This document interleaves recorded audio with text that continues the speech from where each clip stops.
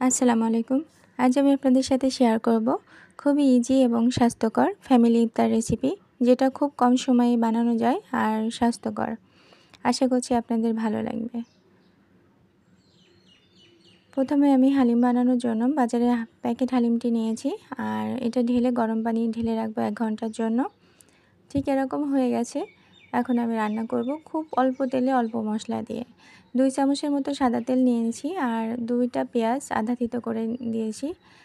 হালকা সিদ্ধ হয়ে আসলে আমি এখানে 2 চামচ আদা রসুন বাটা অ্যাড করে দিচ্ছি। এখন অ্যাড করব গরুর মাংস চর্বি সহ ছোট ছোট করে কাটা, আর স্বাদমতো লবণ, আধা চামচ শুকনো মরিচের গুঁড়া, আধা চামচ গরম মশলার গুঁড়া এবং আধা চামচ জিরা গুঁড়া। মাংসের সাথে ভালোভাবে মিশিয়ে আমি এটা ঢেকে দিব 5 মিনিটের মতো। আর পানি ছেড়ে দিয়েছে। এ পর্যায়ে আমি অ্যাড করব হালিমে যে মশলাটা ছিল সেটা, আর একটু পানি দিয়ে আমি আরও 5 মিনিট মশলাটা ভালোভাবে কষিয়ে নেব, কারণ মাংসটা যত ভালোভাবে কষানো হবে হালিমটা তত মজা লাগবে। মাংস থেকে তেল ছেড়ে দিয়েছে আর ভালো একটা খুশবু আসছে। এ পর্যায়ে আমি হালিম অ্যাড করে দিলাম। মাংসের সাথে ভালোভাবে মিশিয়ে আমি আরও একটু পানি দিয়ে দিলাম, আর এটা ঢেকে 20 থেকে 30 মিনিট আমি মিডিয়াম আঁচে রান্না করব। মাঝে মাঝে নেড়ে দিব, না হলে তলানিতে লেগে যেতে পারে। এ পর্যায়ে আমি 1 মুঠ মতো পেঁয়াজ বেরেস্তা অ্যাড করে দিচ্ছি।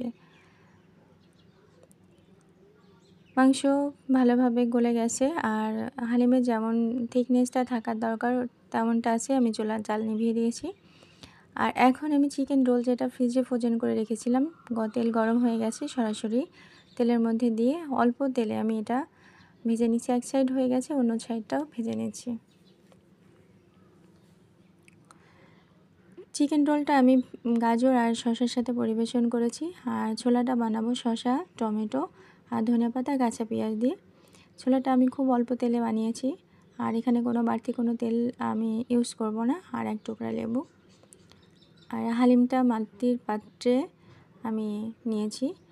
বাসায় এভাবে নেওয়া হয়, দেখতে যেমন ভালো লাগে খেতেও ভালো লাগে। এখানে শসা কুচি, ধনিয়া পাতা কুচি আর পেঁয়াজ বেরেস্তা দিয়ে হালিমটা পরিবেশন করেছি। দেখেন কতটা ভালো লাগছে। বাড়তি কোনো তেল এখানে আপনি দেখবেন না, কিন্তু খেতে কিন্তু অনেক মজা।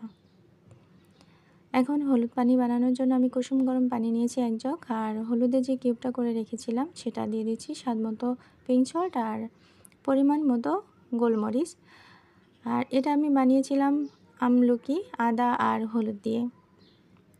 এখানে ফল হিসেবে নিয়েছি কুল বা বরই, গাজর, শসা, খেজুর, চিকেন রোল আর হালিম খুবই স্বাস্থ্যকর উপায়ে বানানো, আর যেটা ছোলা খুবই অল্প তেলে বানানো, আর হলুদ পানি। আশা করছি আপনাদের ভালো লাগবে। আল্লাহ হাফেজ।